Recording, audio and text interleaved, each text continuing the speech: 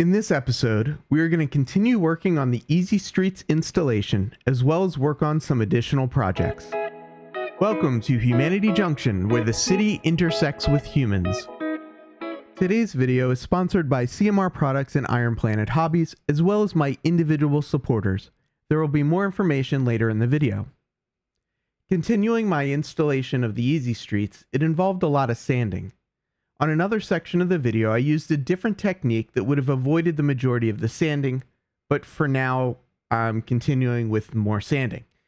I do not want the surface completely smooth, but I do want to make sure that all of the bumps are within N-scale tolerances, so I frequently check the fit of the Easy Streets roads on the surfaces as I am building them up.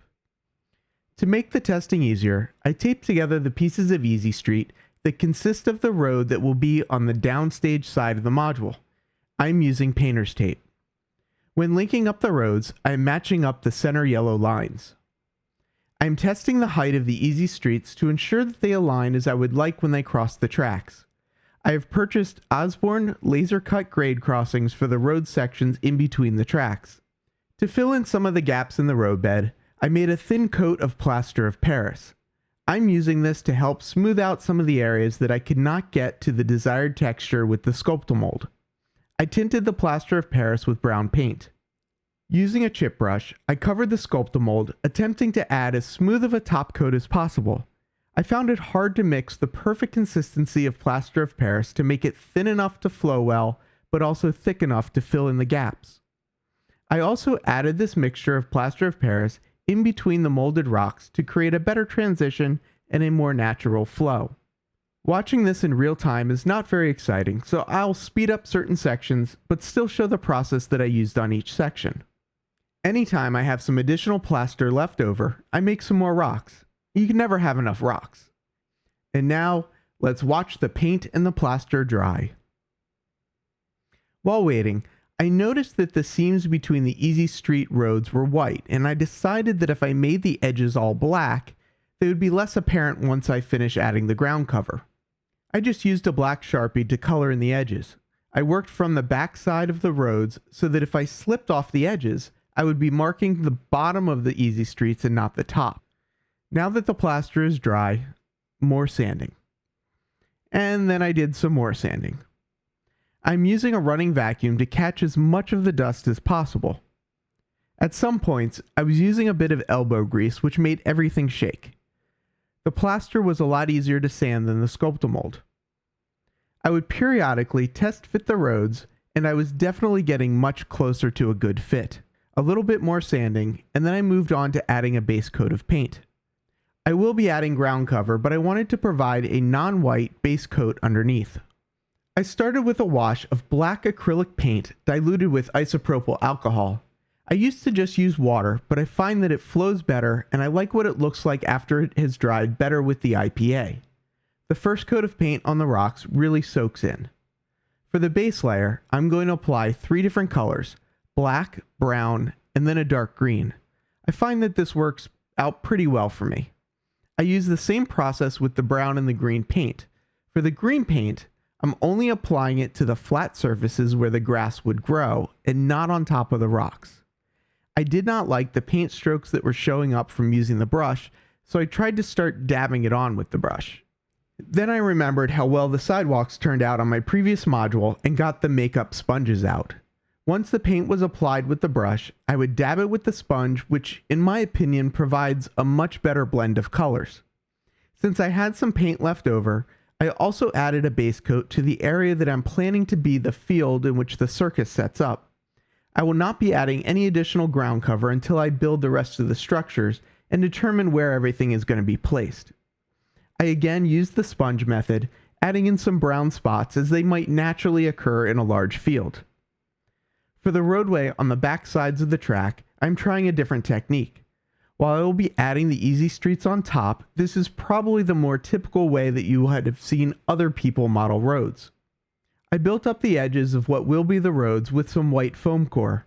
I added blue tape to the edges so that the plaster did not stick to the foam core. The foam core is at a really good height to align the ground surface with the T-Trak height. This is what I used on my first module as well. Once the form was made, I mixed up some plaster of Paris. This time I tinted it black.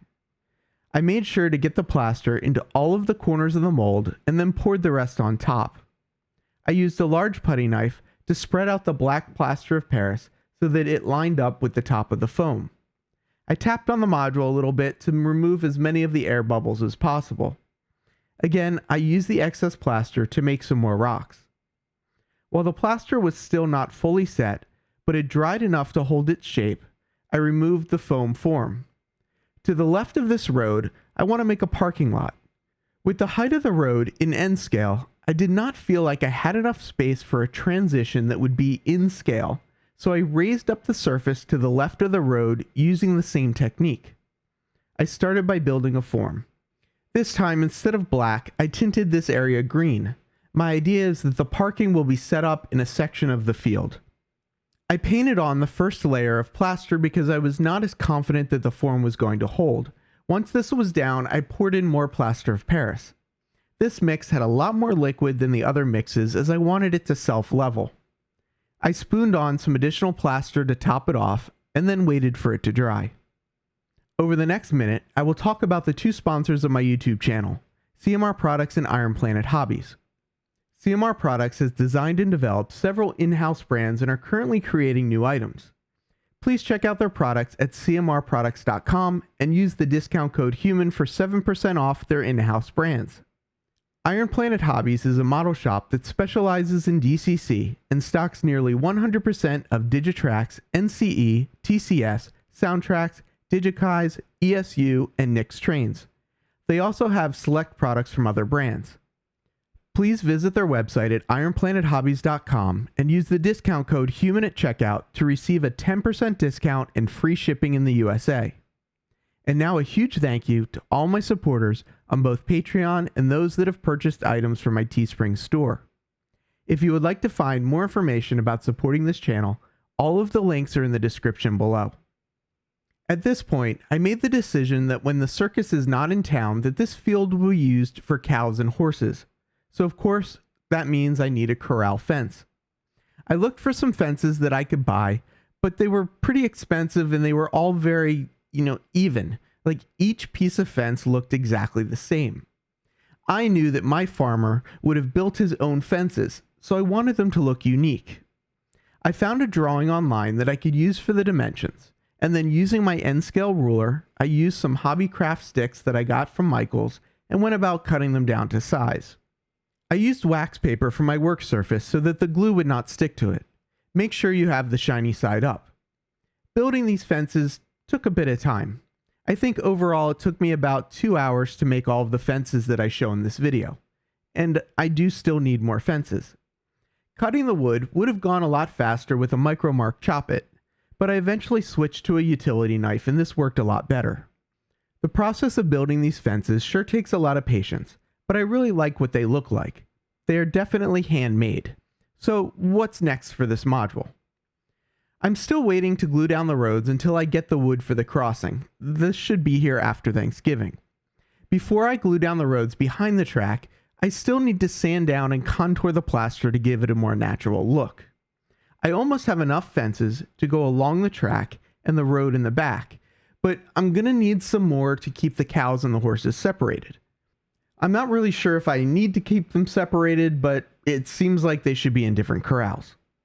I got 50 N-scale cows and 50 N-scale horses from Digikai's. I bought these from Iron Planet Hobbies. I finally got to see the scale of the fence next to the animals, and it's not quite perfect. I need to make the fences smaller. I still need to decide how I'm going to proceed here. I won a contest from Bob at Long Shadow Trees, and I want to use these trees in the lower left section of the module between the road and the track. I also got 4 Digikai's roadway lights from Iron Planet Hobbies to light the main road. I just ordered a New Jersey International crossing gate, and I will use the Digikai's DR4024 with servos to control the lighting and the operation of the crossing gates. The DR4024 has a built-in sequence for crossing gates to make it easier to set up. In separate news, I got the 2021 Walthers Model Railroad reference book. I like shopping via the reference guide instead of online because there isn't a buy it now option when you look in the book. This is a very thick book and I cannot wait to look through it. Thank you for following along on the journey. I am what I am because of who we all are. Thank you for watching. Please leave any comments or questions below and don't forget to hit the thumbs up. Please subscribe and select the bell icon to receive notifications. Thanks again and have a great day. I used wax paper for my work surface so that the paint would not stick to it. The glue.